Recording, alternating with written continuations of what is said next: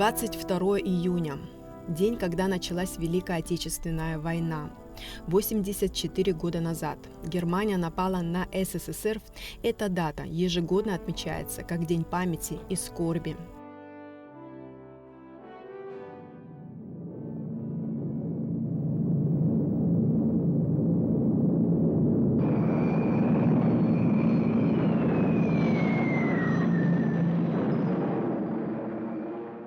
Внимание! Говорит Москва. Передаем важное правительственное сообщение. Граждане и гражданки Советского Союза, сегодня в 4 часа утра, без всякого объявления войны, германские вооруженные силы атаковали границы Советского Союза. Началась Великая Отечественная война советского народа против немецко-фашистских захватчиков. Можно только представить, как застыли от ужаса наши деды и прадеды, бабушки и прабабушки от этих слов. Этот день навсегда изменил их жизнь, похоронил надежды на беззаботное будущее. Беда постучалась в каждую дверь.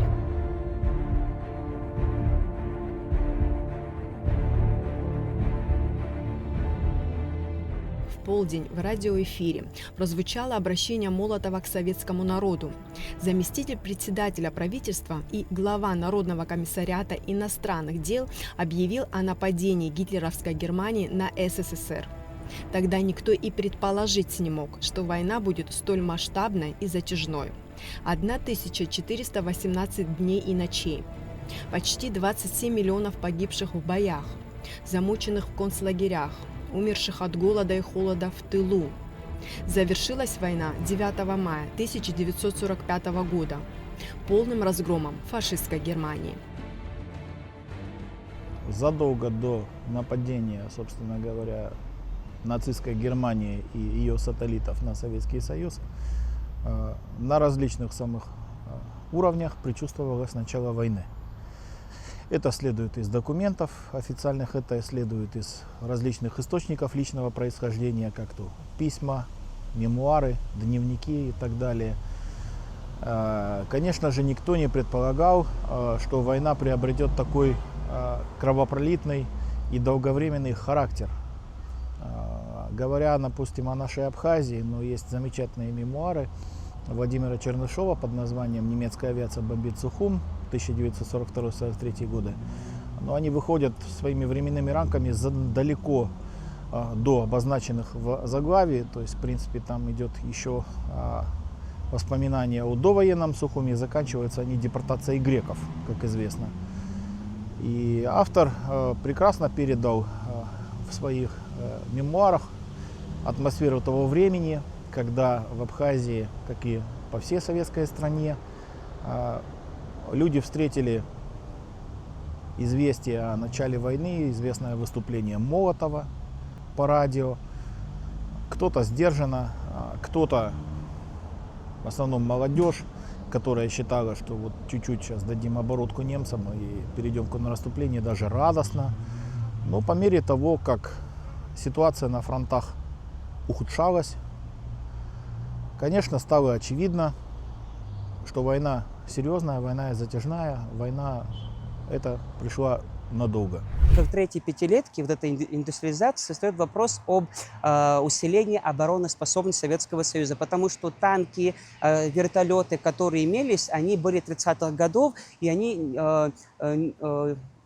не могли противостоять именно тому вооружению техники, которое имело место быть у Германии. Во-первых, к началу этой войны имели место репрессии, да, командного состава. Опытные военные были репрессированы, расстреляны, и те новые командиры и командующие, которые имели место быть, они не могли возглавить бойцов, да, и управлять ими. А также, ну, сам боевая готовность Советского Союза была неоднозначен, потому что такого опыта они не имели. Ну, конечно, это опыт мог быть именно в советско-финской войне, которая до этого имела место быть, да, и вот как раз-таки столкновение с Японией. Но все равно, мне кажется, что СССР знал, что, ну, может быть, они дату не знали, но что все-таки Германия начнет вторжение, это было, я думаю, понятно. Мобилизация военнообязанных граждан 1905-1918 годов рождения была объявлена уже на следующий день. В первую неделю Великой Отечественной войны на фронт было призвано более 5 миллионов человек. К военным комиссариатам потянулись и жители Абхазии. Не достигшие призывного возраста завышали его и шли воевать. Оставшиеся усердно трудились в тылу. Газеты писали, что военкоматы не справлялись с потоком желающих попасть на фронт. За первые 3 дня поступило свыше 15 тысяч заявлений. Газетные заголовки июня и июля, первой половины, по крайней мере, 1941 года, вот, газеты «Советская Абхазия» нашей пестрели, что называется, вот, лозунгами о том, что люди с энтузиазмом там записываются в добровольцы. Мы знаем, что многие несовершеннолетние ребята дописывали себе как минимум год, а кто-то и 2 даже. Ну, выглядели, скажем так, крупно, выглядели статно. И несмотря на то, что не соответствовали возрасту, значит, зачислялись в ряды Красной Армии. Развернулось движение так называемого всеобуча. То есть в отличие от сегодняшнего дня, но когда, скажем так, далеко не все молодые люди, там, мужского пола, не говоря уже о женском, владеют хотя бы основами военного дела. В Советском Союзе это было повсеместно. Учили основам тактики, учили стрелять из различных видов оружия, учили метать гранаты, учили ориентироваться на местности, учили оказывать первую помощь, ну и так далее. Как ребят, так и молодых девушек. За первые только 2 года войны в Абхазии до 150 тысяч человек мужского и женского пола, различных возрастов, социального происхождения, религиозного, естественно, да, вероисповедания, прошли вот эти занятия всеобуча. То есть, ну, по большому счету, кроме детей, да, несовершеннолетних, это все мужское и женское население. Потому что, ну, к войне готовились капитально, я бы сказал, и заблаговременно. По официальным данным, из Абхазии воевать отправились более 55 тысяч человек. Из них абхазов 15,5 тысяч. Это больше 28% от общей численности народа. Они были на всех направлениях и во всех родах войск.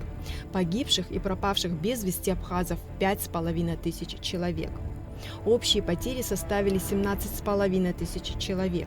Ссылаясь на архивные данные, историк Николай Медвинский говорит, что воевавших от Абхазии и погибших было куда больше. Да, я выдвигаю тезис, что обе эти цифры не окончательные, согласно почему. Во-первых, при призыве на воинскую службу не учитывались 2 категории. Первая категория – это лица, которые либо находились за пределами Абхазии, ну, как бы наши люди, ну, в силу разных причин, там, семейных обстоятельств, там, работы, службы, да, человек находится, ну, к примеру, в Магадане, призывается магаданским военкоматом. Там, у нас в списках он уже не фигурирует, а он же наш. Второй вариант – это лица, которые находились в местах заключения, собственно говоря, в лагерях там, и так далее. Они тоже по отдельному ведомству проходили, наркомату внутренних дел, более известному как НКВД. Ну и, наконец, кстати, третья категория – это те бойцы и командиры, которые на момент начала войны уже находились в рядах действующей армии, соответственно, им не надо было никуда призываться, они продолжили свою службу и были там направлены туда или там, ну, на какие-то направления для того, чтобы оказывать вооруженное противодействие войскам противника. То же самое касается погибших. Мы все знаем, как в советское время составлялись книги памяти. Ну, ни в коем случае не хочу кидать камни в адрес составителей, это общесоветское, ну а сейчас там общероссийская проблема, когда люди пользовались теми данными, которые были в их наличии, и старались сделать, что могли. Но опять-таки те документы, которыми они располагали, но далеко не полную картину отражали. Здесь еще есть над чем работать. От Абхазии шагнули в бессмертие и стали героями Советского Союза 23 человека. Из них абхазов 4. Владимир Харазия, Рожден Барциц, Варлам Габле и Ясон Кокускерия. И один полный кавалер орденов славы Иван Ванача. Маленькая Абхазия, да, внесла весомый вклад в этой победе, так как мы были одной из республик. И если мы возьмем количество героев на душу населения в республике, то мы занимаем 2-е место.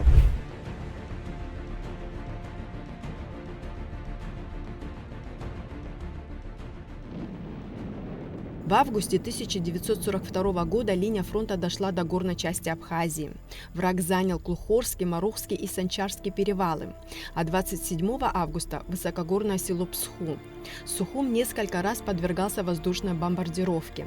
С началом боевых действий в горах Абхазии были сформированы несколько истребительных батальонов из числа жителей Сухума, Сухумского, Гудаутского и Гагрского районов, которые были отправлены на перевалы. Больше года советская армия удерживала высокогорные позиции.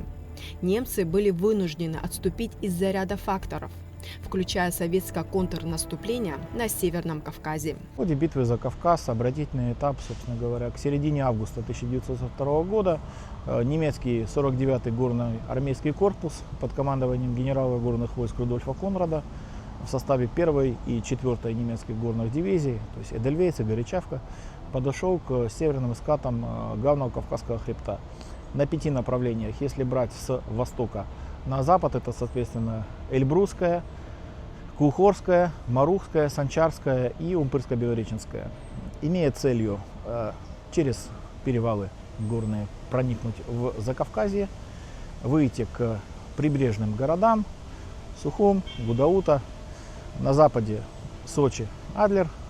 Адлер тогда еще городом не был. На востоке проникнуть в Грузию, в верхнее течение реки Ингур.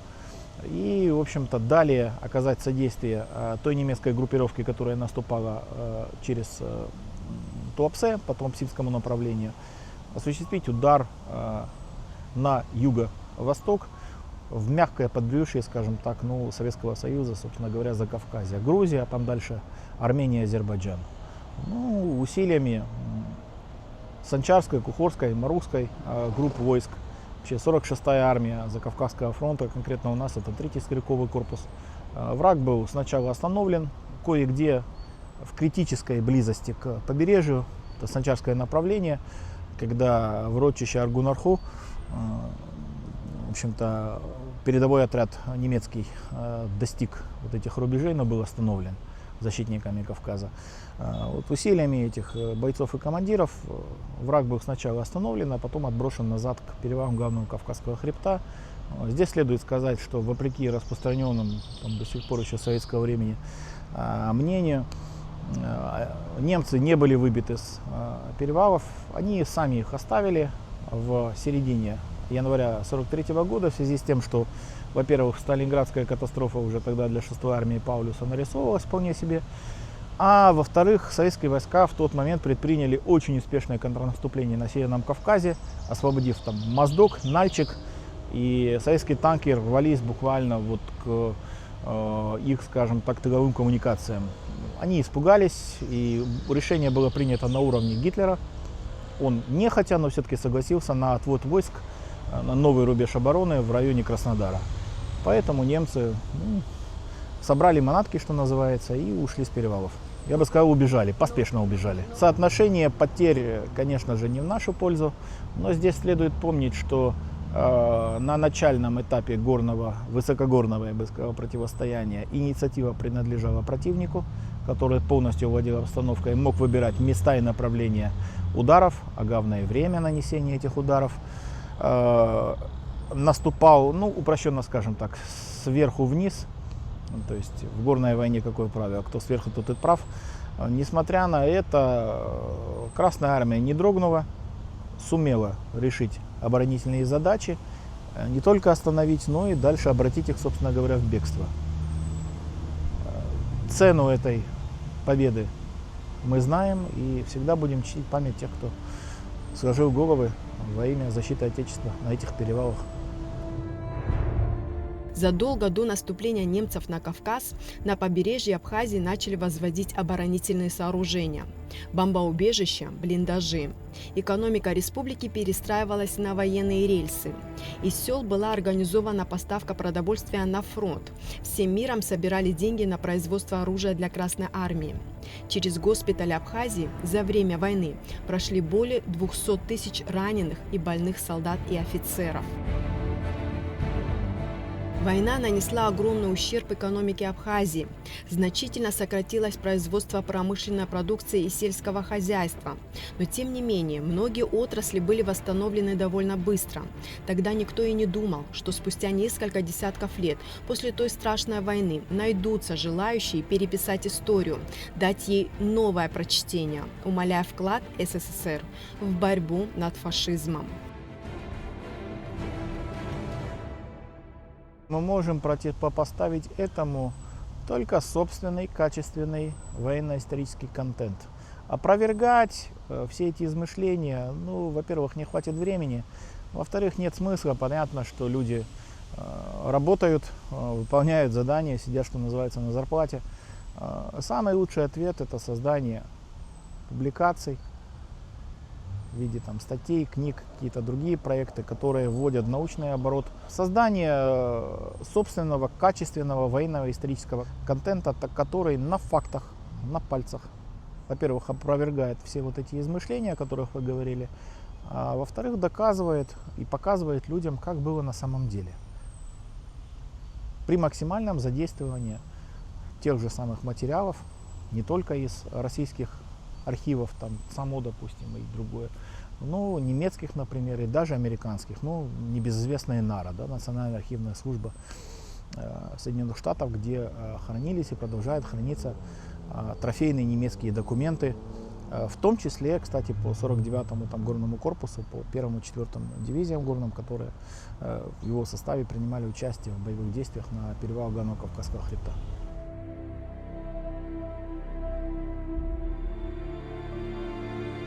Потери СССР составили 40% всех людских потерь во Второй мировой войне. Как воспитывать молодое поколение, чтобы оно с раннего детства понимало, какой ценой досталась победа? Учитель истории Сухумской школы номер 5 Солидат Цкуа говорит о том, зачем нужно сохранять историческую память и как она формирует в детях чувство патриотизма и ответственности за судьбу страны. Наша задача это формирование целостного представления об Великой Отечественной войне, об этапах войны, о наступательных операциях, о сражениях, событиях, которые в ту эпоху имели место быть, о подвигах героев, о деятелях этой войны. На это мы делаем, историки и учителя истории, большой акцент, потому что необходимо обеспечить духовно-нравственное воспитание подрастающее поколение. И вот это привить любовь к родине возможно только через прохождение вот этих тем, где мы на уроках смотрим документальные фильмы. Вот в этом году, знаменательная дата, 80-летие было, и, конечно, во всех школах были проведены мероприятия, и как в классах, и так в внеклассных мероприятиях много работы было проведено. Это просмотр советских фильмов о войне. Дети по-другому на это смотрят. Это документальные хроники войны, мы смотрели кадры, «Голос Левитана», когда они услышали, маршала Жукова, когда мы смотрели. Это различные конкурсы чтецов, где дети читали стихи военных лет. Это конкурс рисунков на асфальте, связанный с 9 мая, и конкурс рисунков. Это маршировка у нас была, парад, где дети одевали советскую форму, проходили, и вместе с классными руководителями они исполняли песни советских лет, именно посвященные 9 мая. В школах проводится большая работа в этом отношении, но что касается, скорее всего, историки со мной согласятся, учителя из школы, то это мало часов. по программе, если честно, потому что хочется более подробно сказать о самых важных операциях, да, о личностях, да, ну, потому что не говорить о личности невозможно. Там Зоя Космедемятская, это партизанка, которая была 18 лет, ее подвиг, там Николай Гастелло, наши воины, Мэри Авицбе, первая летчица, Виктор Яргун, о героях, вот Владимир Харазия, который как раз-таки в селе да, подбил 8 танков, и он командовал дивизией, которые подбивали танки, да, то есть об Исоме Кукускере, о партизанах, которые, например, Хандрукум Хонджи, да, это тоже уникальный воин, которого прозвали Иван Абхазец, о Несторе Чичпе, Давиде Зохва, то есть нужно больше времени уделять именно наступательным операциям, да, и больше говорить именно о подвигах, про тыл обязательно, о разведчиках, о партизанских отрядах. На это, конечно, нужно уделять больше часов, но по программе мы все равно в рамках этой программы пытаемся давать очень подробную информацию, чтобы у детей было представление о событиях этой войны, и чтобы они понимали, чего стоила эта победа. Здесь лекарство, на мой взгляд, такое же, о котором я говорил, находить подходы к ребятам, там, к детям, к молодым людям, может быть, даже там, на общедоступном им языке, адаптируясь под соответствующие запросы молодежи. Ну, понятно, время на дело не стоит. Приходят новые технологии, значит, надо как-то нам перестраиваться, достраиваться в этом отношении. Но, опять-таки, доносить общеизвестные факты, знания, которые позволят ребятам сориентироваться в истории той войны, понять, кто прав, кто виноват, как действительно происходили события на том или ином участке фронта, советско-германского, да и вообще на разных фронтах Второй мировой войны, Великой Отечественной войны, в частности. Героизм на фронтах той войны спас абхазов от депортации, напоминают историки. Сегодня мы отдаем дань уважения поколению победителей.